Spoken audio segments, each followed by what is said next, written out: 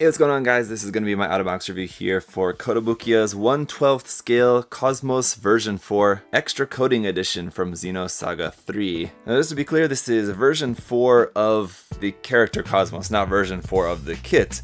And the extra coating version, yeah, it's kind of got that really glossy, kind of a little bit sparkly white, and then we've got that nice gold on there. It's not really the same, I feel like, of what you get from the extra coating or the special coating versions of Bandai's kits, where they're usually like double the price because they use actual special coating. This one, it seems like, is all just molded in different colors. They're all just kind of molded in kind of like metallic-y colors, so kind of like a metallic version of it more than what you would think of from Bandai as a special coating version. So anyway, it's pretty cool. It's really nice. It's actually not new, but actually a reissue. It just recently was reissued, and that's why I picked it up. But I actually didn't mention this in the unboxing because I didn't realize it at the time that it wasn't actually new at the time. It's just been reissued, and it is I've actually had this built up for a couple months now, and I've been kind of putting off the review and just kind of dreading it because straight out of the box, this kit is not going to be an easy one or a fun one to review, to be honest with you guys, just because it needs a lot of glue.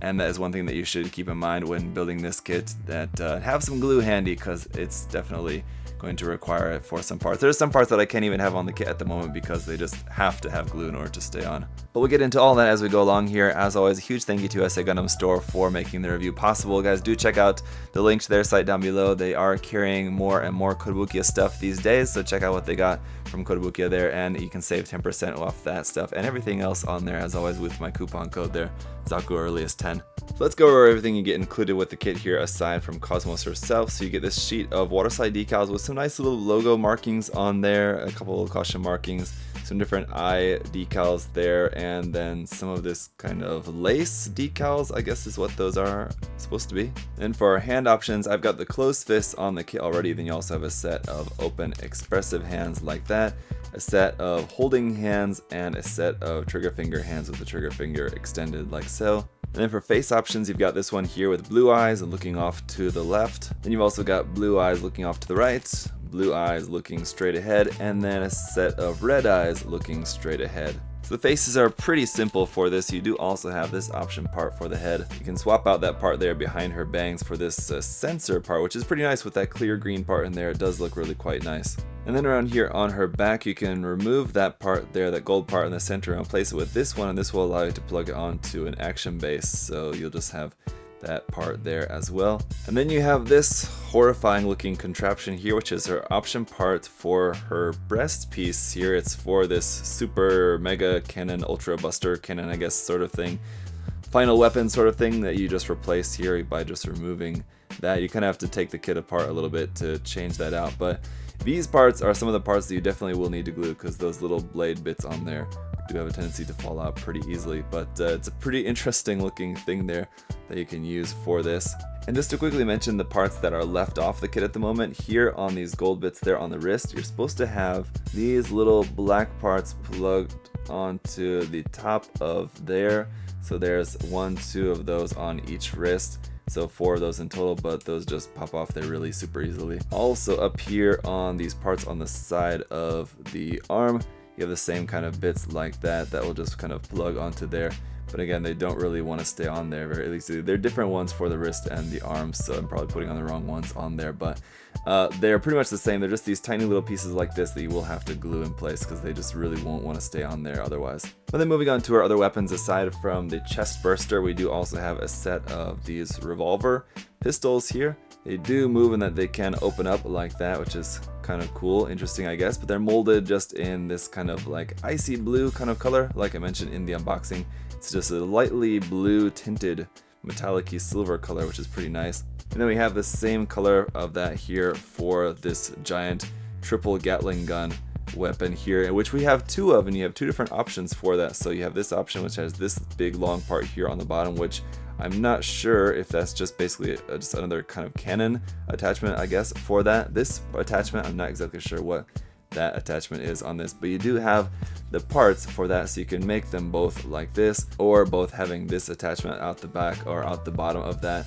It's up to you, but that's easy enough to swap. You just pull that off of there, and if you wanted to change it, just take the other one and just put it on there in its place. So there you go, you can choose between that. Now the colors of this Here is the color guide in the manual, and here is what we get straight out of the box. So as you can see, it's missing some colors. All right, now this is the extra coating version, so you do, I guess, have like the novelty that it comes in this color rather than what the normal version would look like. I guess it's more like that, but as far as I could imagine, the normal version is probably lacking all of this color separation there as well, because the construction of this is pretty simple. And the other thing that I'll point out about this is that because these are like metallic parts, all the metallic aspect of this is molded into the plastic and doesn't go well through the gates, so you can see the nub marks on these really easily. And the same thing goes for the gold parts here on the kit. So you have this really nice gold, which does look really good, but then you have these really ugly nub marks, and especially a lot of them are front facing, so they're really hard to avoid,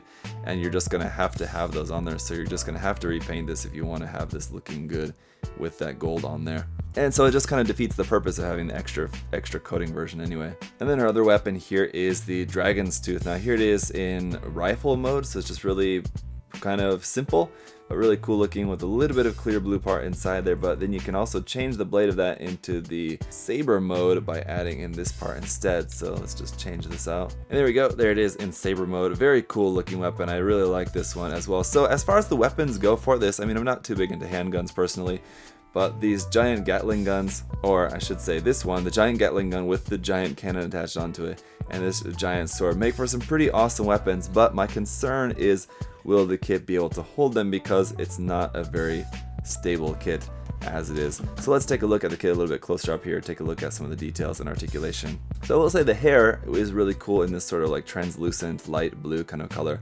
It does look really nice. That said, it is often going to weigh the head back, so the head is often going to be just kind of drifting back like that, and it's kind of hard to get it to stay forward. This little bit of hair here on the top, which does have a particular name, but I'm not even near weeaboo enough to remember what that is, but there is a particular name for that hair sticking up off the top of an anime girl's head. That does move and rotate around like that. Just a quick reminder about some of the pre-painted parts here. This little black edge around this part here on the side of the head, that's pre-painted. Here on the chest, the purple is pre-painted there, and that little bit of gold around the bottom there on the kind of bottom part of her chest, that's pre-painted as well. And some nice detail on these parts, like a lot of really fine detail for this kind of like garter belt detail and there around the legs. And then on the back of the legs as well, this kind of like corset tying, whatever you would call that, I guess, like on the back of the legs. So nice, really fine detail. But then you have these white parts with these giant seam line all the way down the back, and then all the way down the front of their seam lines on those parts that you had to remove if you're going to be painting this. So you have a point of articulation up here between the stomach and the chest that will be able to move a little bit further forward and back. And this front cloth here will also be able to move forward and back a little bit like so. Arms will bend at the elbow at just a little bit more than 90 degrees, nothing really too much more than that. The elbows will also move very tightly as I pop off her bangs there, but you can hear just how tight that is. And then those parts there on the side of the chest also falling off. So here's what I'm talking about as to why this was going to be a difficult review. A lot of parts just like to fall off without being glued on. Yeah, there you can see that's going to be about the extent of the shoulder as well, up about 90 degrees, and that's about it. Of course, there's rotation there, and then the wrist is just on a ball joint. I will say this stiffness in the shoulder should come in handy for holding up those giant weapons, but it's really making me scared that I'm about to break this as I'm trying to bend this back down. Anyway, and now that about half the kit has fallen apart, let me just try to show you that here on the top of the arm, this part can also be rotated around like that, and this part can also be rotated around. My god. So now the top half of the kit is basically disintegrated. Let's move down to the bottom half of the kit. This part down here is on a ball joint that can move around, and is also on a hinge, so that can move up and down like that. So some nice articulation in this bit, kind of hanging off to the side of the leg. Leg can rotate here above the knee, and then of course you can bend the knee at a double joint, but really only going to be able to get about 90 degrees out of that double joint, unfortunately. The hips will allow you to bring the legs out to about there, I want to say, and then maybe forward to also maybe about 90 degrees. Down here at the ankles, you can move those side to side a little bit, and then forward and back just a little bit there as well for her high heels. The toe part also moves a little bit on its own, like so. Around here on the back, nothing really moves there except for the hair, which is on a ball joint, which will kind of move around like that. Okay, yeah, phew. So yeah, when she's all put back together and up on an action base and actually posed up, you can see she actually doesn't look half bad. So that's why it's really hard for me to say that I really don't like this kit or that I definitely don't recommend this kit, because I think it is a really nice looking kit. And honestly, what I would do if I was going to be painting this kit up and wanting to like finishing it, turning it into a display piece, what I would probably do is just make it fixed pose. I would just glue the joints in place, just decide on a pose that I liked for it, and just glue everything in place. That way just I know that it's completely stable. So yeah, if you're willing to do all that work and then painting it and all that, then I think it is going to end up looking like a really nice kit on your shelf. Now, for the price of this kit plus all the extra work that you're gonna do, there's probably a lot of different KOS-MOS figures out there available that you could probably buy as well for, I don't know, it still probably would cost a lot, but might end up saving you a lot of time and effort. That's for sure. So I don't know if this is really going to be worth it compared to just buying a really nice KOS-MOS figure. Alright, then for a size comparison, here it is compared with the FrameArms Go-Rai version 2 and the Megami device Chaos and Pretty, both of which will be unboxed and reviewed in the very near future. But as you can see, they're already built. But you can get an idea about the size of this. In terms of height, it comes up to about the same height as the FrameArms Girl kit, but in terms of the proportions, it's definitely more like, in terms of like the body and the face are kind of more in proportion with the Megami device, which is a little bit smaller, more true to 1/12 scale, while FrameArms Girls are a little bit larger, more like 1/10 scale. Okay, and so, as I suspected, the very tight shoulders are kind of helpful in terms of holding up this giant weapon, but the problem is in the wrist, it's just kind of, first of all, kind of awkward to get it to hold in there, because you have that really big part that goes like around the wrist, that's kind of like in the way, and the wrist is not super strong, that ball joint there, so that's also going to be a little bit of a hindrance in terms of getting any really specific pose.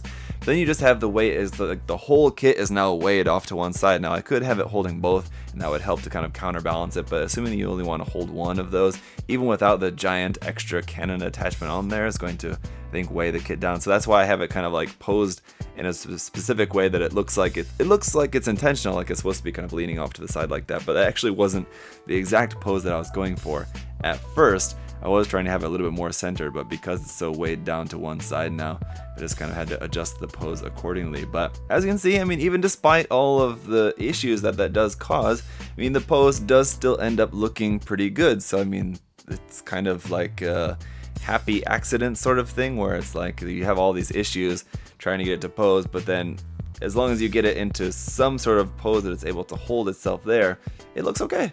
And then here, holding the very long dragon's tooth as well, you're not really going to have any issues holding that up. Again, it seems basically just all thanks to the extremely tight shoulders there.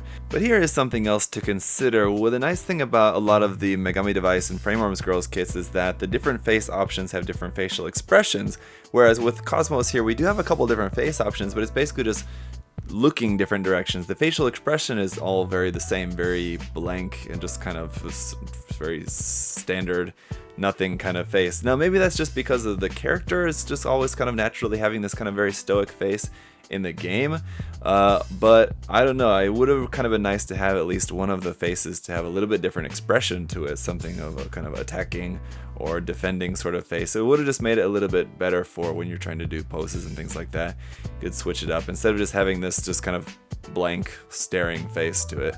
And so that's going to pretty much wrap up my review here of KOS-MOS. So a lot of pros and cons to consider for this kit. I feel like if this is something that you're a really big fan of the character and you know what you're getting yourself into, then you'll be fine with the kit. You'll enjoy it well enough. But for just your average person, if you're just looking for a cool, interesting kit, something different to check out, and maybe you've played the games before, or maybe you're not really all that familiar with the character, then I would say just probably pass. There's a lot better kits out there to pick up. Still, really cool, really interesting kits, despite its issues, I think. So that's it for my review, guys. If you guys do have any more questions or comments, of course, feel free to leave those down below. Do you have the kit? What did you think of it?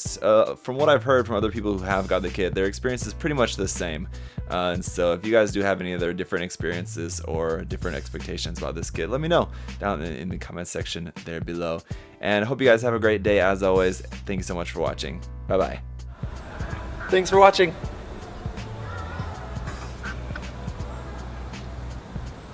See you next time.